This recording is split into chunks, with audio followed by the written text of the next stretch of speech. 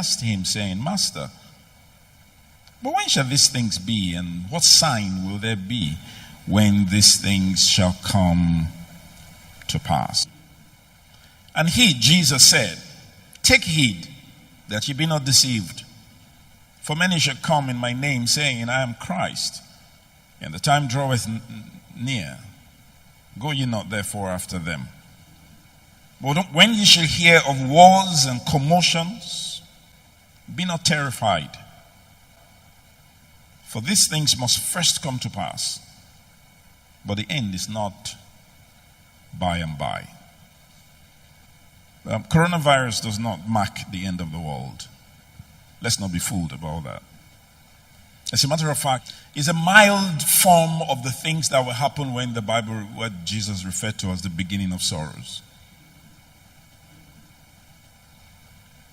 What I'm trying to say to you, in effect, I'm not a prophet of doom. I'm just echoing what the scripture teaches. I hope you're following this.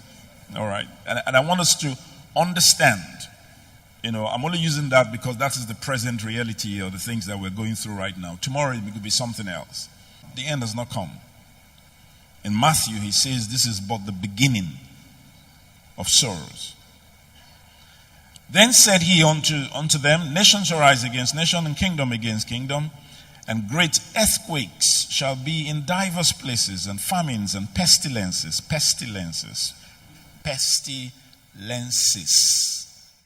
Corona is one. Are you following this? There will be waves and waves and waves and waves. And fearful sights. Fearful sights. We have not started seeing the fearful sights. Because it says, and great signs shall there be from heaven. And then verse 12, if you look at this now, it's not speaking chronologically. He says, but before all these, in other words, what I'm about to say now will happen before these other ones. There shall be betrayals, imprisonment, and martyrdom. Those are the three things Jesus Christ mentioned here. Betrayals, imprisonment, and martyrdom. How did you come to that, Pastor OJ? Let's read. But before all these, they shall lay their hands on you and persecute you, delivering up to the synagogues and into prisons, being brought before kings and rulers for my name's sake. And it shall turn to you for a testimony. Settle it, therefore, in your hearts, not to meditate before what ye shall answer. For I will give you a mouth and wisdom, which all your adversaries shall not be able to gainsay nor resist. And ye shall be what?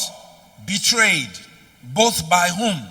Parents and brethren and kinsfolks and friends.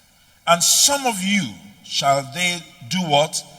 Cause to be put to death. Verse 19, read everybody. In your patience do what? Possess ye your souls. So your patience is the anchor of your soul. That's what will preserve your souls.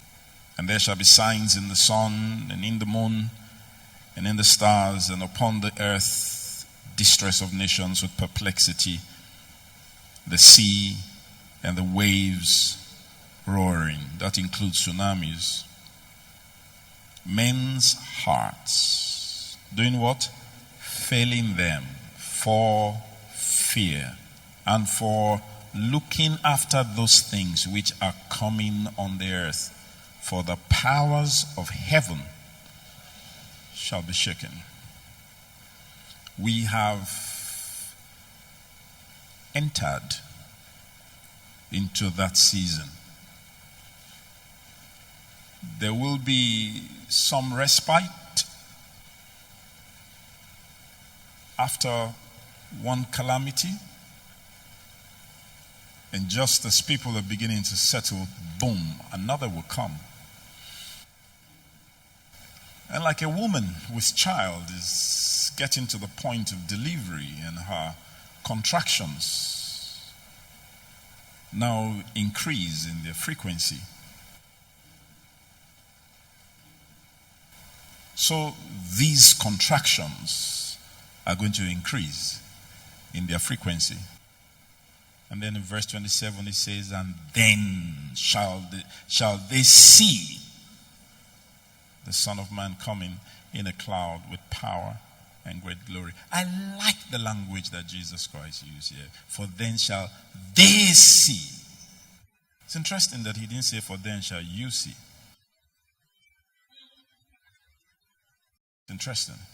But in verse 28 it says, and when these things begin to come to pass. Are you following this? So take note now. When they do what?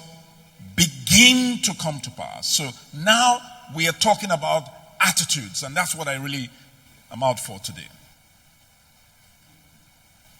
When they begin to come to pass, what should you do?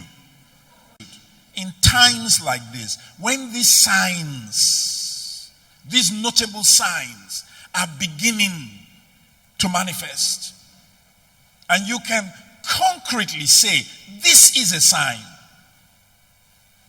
What should be the attitude of believers? Look up, he says. Take your eyes away from the mundane and set your affections on things above. An upward look is what will save you. And lift up your heads, for your redemption draweth nigh.